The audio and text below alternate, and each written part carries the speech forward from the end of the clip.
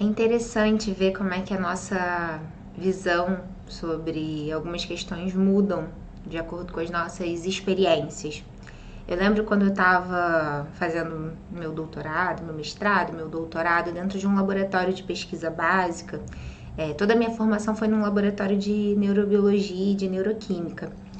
É, e a visão que eu tinha sobre algumas questões metabólicas, algumas condições, como, por exemplo, as escolhas alimentares, a obesidade, era muito diferente da imagem que eu tenho, né, da visão, da perspectiva que eu tenho hoje como nutricionista clínica, ouvindo histórias no meu consultório, conhecendo pessoas de diversas realidades, com relatos muito parecidos. E aí eu queria começar hoje a minha fala trazendo essa questão. Será que é uma questão mesmo de foco, força e fé? Isso é algo que a gente ouve muito na nossa cultura atual, que é só ter força de vontade, só querer para conseguir. A gente constrói a nossa realidade, e que talvez a gente de fato sim tenha a nossa parcela ali, né, de autorresponsabilidade sobre as nossas escolhas, sobre a nossa rotina. Mas será que é só isso que está relacionado com todo esse processo, né, com toda essa condição tão complexa, que é o nosso comportamento alimentar, que são as nossas escolhas, e todo esse contexto que pode sim levar à obesidade, né? Então, começando a minha fala, né, eu vou trazer que talvez não seja só uma questão de foco, força e fé. Eu acho que essa é uma das principais mensagens que eu gostaria de deixar hoje aqui na minha fala, para você que já ouviu que é só ter força de vontade, fechar a boca, fazer mais atividade física. Não é só isso. E eu queria mostrar um pouquinho, de forma resumida, do porquê que não é só isso. Então, a gente tem diversos circuitos neurais relacionados com o nosso comportamento alimentar. Desde todo esse processo de tomada de decisão e avaliação daquele estímulo que eu quero, né, que eu vou decidir escolher ou não, estímulos relacionados ao nosso gosto, odor, então toda essa parte sensorial que muitas vezes a gente nem se pergunta quais são as nossas preferências sensoriais, né? A gente nem se dá conta disso. E todos esses sistemas sensoriais, eles são fundamentais nesse processo de tomada de decisão, assim como estímulos relacionados a prazer, o quão motivado para buscar esses estímulos a gente se encontra, questões relacionadas à regulação do nosso sistema periférico, do nosso corpo por meio de hormônios. Então a gente tem uma diversidade, né, uma gama de hormônios que se comunicam com o nosso sistema nervoso central, regulando todo esse processo, né, de tomada de decisão, de fome, de saciedade, de motivação, assim como processos relacionados à memória, a aprendizado. Então, a gente acha que o nosso comportamento alimentar, ele já nasce com a gente lá desde a vida intrauterina, né, desde lá da gravidez, né, na barriga da nossa mãe. Porém, a gente tem uma parte, sim, que é instintiva, que nasce com a gente, né? Mas a gente tem todo um processo ao longo do nosso desenvolvimento que também é aprendido, que envolve toda essa parte cognitiva que eu vou falar um pouco mais à frente. Então, quando a gente olha essa complexidade, né, todos esses sistemas, todas essas circuitarias neurais envolvidas com esse comportamento, a gente começa a entender que não é só ter força de vontade para fazer diferente. E aí, quando a gente fala sobre todo esse controle, a gente vê que é um controle muito integrado de diferentes sistemas. Então, a gente tem toda uma parte cognitiva desse comer. Como eu falei, ele é um comportamento que ele é aprendido, principalmente em fases mais iniciais, né, que a gente chama de janelas de desenvolvimento, que são períodos críticos muito importantes. E então, lá dentro, né, no período intrauterino, a gente já sabe que o bebê ele sofre estímulos relacionados à alimentação, assim como durante a amamentação, durante a introdução alimentar. Então, a gente chama de períodos críticos de desenvolvimento, né? E isso vai se estendendo ao longo da vida inteira, né, ao longo das nossas experiências com a comida.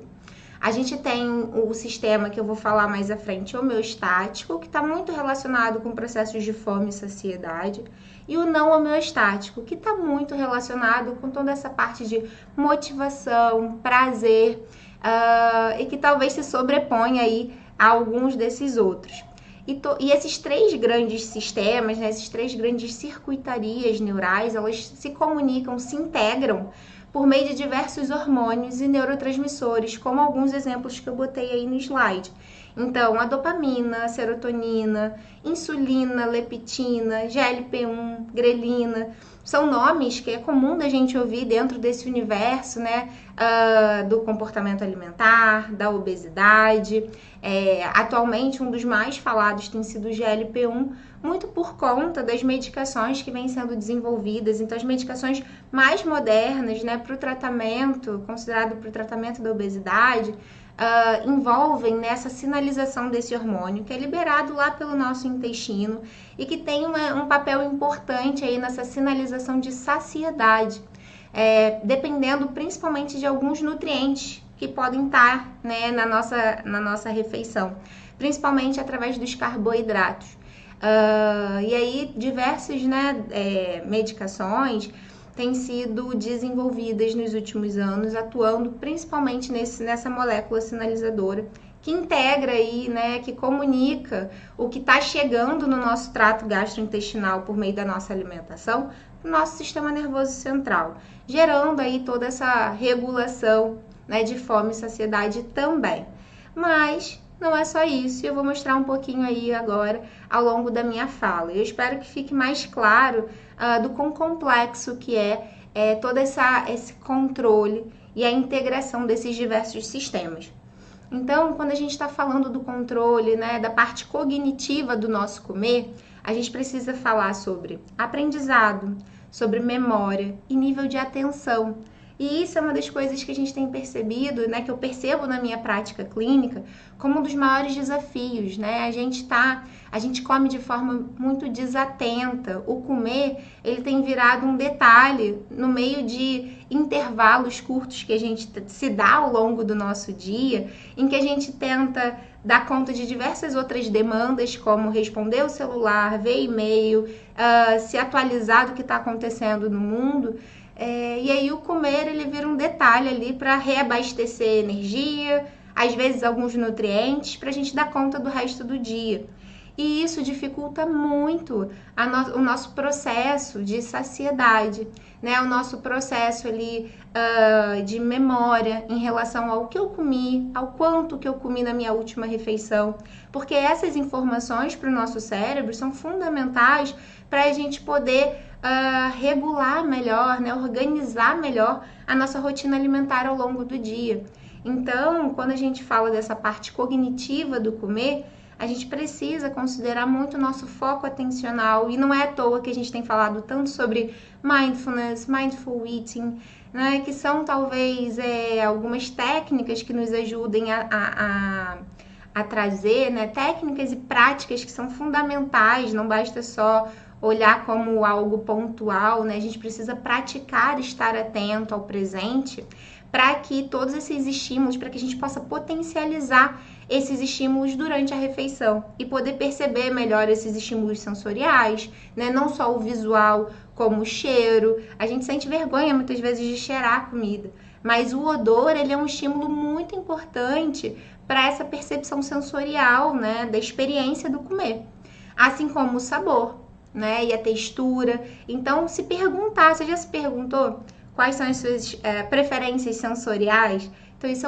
são informações importantes, né, durante esse processo de autoconhecimento nessa relação com a comida. E que muitas vezes a gente não se permite esse processo de autoconhecimento, muito por conta da aceleração da nossa vida, da nossa rotina. Mas hoje em dia, trabalhando, né, na área clínica, com essa perspectiva do comportamento alimentar e usando esse meu conhecimento todo da neuro que eu venho desenvolvendo ao longo desses anos todos, eu não vejo como a gente melhorar a nossa relação com a comida, a gente ter escolhas mais conscientes, sem passar por um processo de autoconhecimento por meio da alimentação. além do processo cognitivo, a gente tem todo um controle homeostático, que antigamente a gente acreditava que era o principal regulador do nosso apetite, né, do nosso comportamento alimentar, porque ele é responsável pelo nosso balanço energético. Ou seja, quando ele sinaliza que quando a gente tem menos energia no nosso corpo e a gente tem uma sinalização de fome e vai buscar comida, e o principal regulador, né, que diz para o nosso cérebro, que comunica para o nosso cérebro que já é suficiente, né, são todos esses hormônios que eu falei que sinalizam saciedade, que a gente chama de hormônios anorexígenos, né? Então, que sinalizam saciedade, a gente acreditava que o nosso comportamento alimentar, ele era responsivo basicamente a esse controle, que regulava esse balanço, né, junto com processos de gasto de energia. Porém, hoje em dia a gente sabe que não é só isso. Então, o controle homeostático é um controle mais primitivo, né, e mais instintivo, que tem a ver com todo o desenvolvimento dos nossos ancestrais ao longo desses milhares de anos em que a gente se alimenta. Porém, a gente sabe hoje em dia que não basta só, né, que o nosso corpo ele não responde somente à regulação desse balanço energético por meio dessa sinalização de fome e saciedade. E aí que vem todo esse controle não homeostático, que foi o foco de todos os meus projetos na área acadêmica, desde da minha graduação, em que foca nesse processo de recompensa, de motivação e de prazer. Então, quando a gente fala, né, de sistemas de controle não homeostático do apetite, a gente está falando de um sistema que a gente chama de sistema de recompensa, que é muito responsivo, né, que o principal regulador dele é a dopamina, aquele neurotransmissor lá que eu mostrei num dos primeiros slides. Então, esse sistema, a gente, vários trabalhos, né, diversos grupos de pesquisa vêm mostrando que ele talvez possa se sobrepor a essa regulação mais primitiva, homeostática. E por isso que muitas vezes a gente pode se alimentar para além da nossa necessidade energética. E aí, considerando o ambiente em que a gente vive atualmente, que tem tanta oferta, né, um acesso muito facilitado a alimentos e a produtos industrializados, que tem uma composição que favorece também essa motivação por consumi-los, né, a gente vê que a gente vai comendo muito além dessa nossa necessidade de energia. E por isso que eu sempre falo, né, será que de fato é só ter força de vontade? Porque parece que é algo muito cognitivo, né? Uma escolha muito consciente. Mas o que os trabalhos vêm mostrando pra gente, né, ao longo dos últimos anos, é que talvez não dependa só de uma escolha consciente. Existem estímulos, talvez inconscientes, por meio da composição dos alimentos, por meio do como a gente come, do ambiente, da facilidade de acesso, de processos de memória, né, de todo de afeto, de toda essa complexidade que envolve o nosso comer, que possa estar se sobrepondo a essas nossas necessidades energéticas e nutricionais. Então, quando a gente está falando desse comportamento alimentar, desse controle do apetite, a gente está falando da integração desses três grandes sistemas. E por isso que trabalhar hoje em dia, né, com a prática clínica focada tanto na obesidade quanto em transtornos alimentares, então me ajuda a usar tudo isso que eu venho desenvolvendo, né, que eu desenvolvi ao longo da minha prática acadêmica, e eu sempre me encanto muito em ver comportamentos que eu lia nos artigos, que eu via dentro do laboratório, hoje em dia na minha prática dentro do consultório. E quando a gente fala sobre escolhas alimentares, a gente tem diversos determinantes dessas escolhas. Então, eu queria mostrar aqui, de forma bem resumida para vocês entenderem, a complexidade que é tomar uma decisão, fazer uma escolha alimentar. Então, a gente tem fatores, né, determinantes relacionados ao próprio alimento, a composição desse alimento. Então, a gente vê que alimentos, né, mais palatáveis, mais atraentes, ricos em açúcares, gorduras, realçadores de sabor. Eles são desenvolvidos para estimular essa busca, para estimular essa motivação pelo consumo deles, né? Então, o que eu estou escolhendo comer, ele é um fator importante de compreensão dessa escolha. Além do que eu estou escolhendo, onde eu estou escolhendo, né? Onde eu estou adquirindo esse alimento. Então, questões relacionadas ao preço, questões socioeconômicas, né? Então, o valor, questões relacionadas à propaganda. A gente vê, né, como a propaganda dos alimentos, ela envolve valores muito importantes para os seres humanos. Ela não foca no alimento em si, mas ela foca em felicidade, em alegria, em afeto, em união, em partilha, em facilidade, né? Então são valores que são muito importantes para o ser humano. E isso é algo muito explorado pela propaganda da indústria alimentícia, por exemplo. Assim como questões, né, relacionadas a memórias, a propaganda, a questões religiosas. Então a gente vai vendo aonde está sendo adquirido esse alimento, também tem fatores muito importantes durante esse processo de escolha alimentar. Além de questões individuais. Então, quais são as preferências sensoriais desse indivíduo, questões relacionadas ao humor, à personalidade, a estímulos relacionados com o processo pós-ingestivo. Então, processos, né, a percepção de fome e saciedade, como eu falei. A gente vê como é muito difícil, muitas vezes, esse indivíduo se conectar com esses sinais. Às vezes, dependendo também do contexto metabólico, da composição corporal, essas percepções, elas também podem estar um pouco desafinadas, né? Então, passar por um processo que te ajude a se conectar, a se reconectar com esses sinais, aprender sobre esses sinais, pode ajudar durante esse processo também, né? Então, quando a gente olha para esses determinantes, de forma muito resumida que eu estou trazendo aqui para vocês, a gente vê o nível de complexidade. E por isso que eu sempre fico muito intrigada quando eu ouço, né? Que é só ter força de vontade. Nossa, o que eu mais ouço no consultório o problema é que eu não tenho força de vontade. Se eu quisesse mesmo, eu conseguia fazer melhores escolhas, eu conseguia não comer aquele doce, eu conseguia cozinhar. Mas será que é só isso? Né? Porque a gente recebe tantos estímulos relacionados ao comer, né, no ambiente em que a gente vive. Hoje em dia a gente abre o celular e a gente consegue materializar qualquer coisa na nossa casa em alguns minutos, né? Então a gente tem uma questão muito relacionada à facilidade, e isso é um valor que é muito importante pra gente, né? Que ajuda a gente a guardar a energia, a conservar a energia. Então, além de todos esses estímulos da palatabilidade, do prazer, né? Então, eu queria trazer um pouquinho dessa reflexão. E aí a gente tem um modelo mais atual proposto para toda essa sinalização de recompensa alimentar. Esse é um modelo proposto por um dos meus orientadores de mestrado e de doutorado, que é um pesquisador bem importante nessa área, e que ele fala, né, que talvez existam duas rotas que sinalizem essa recompensa alimentar.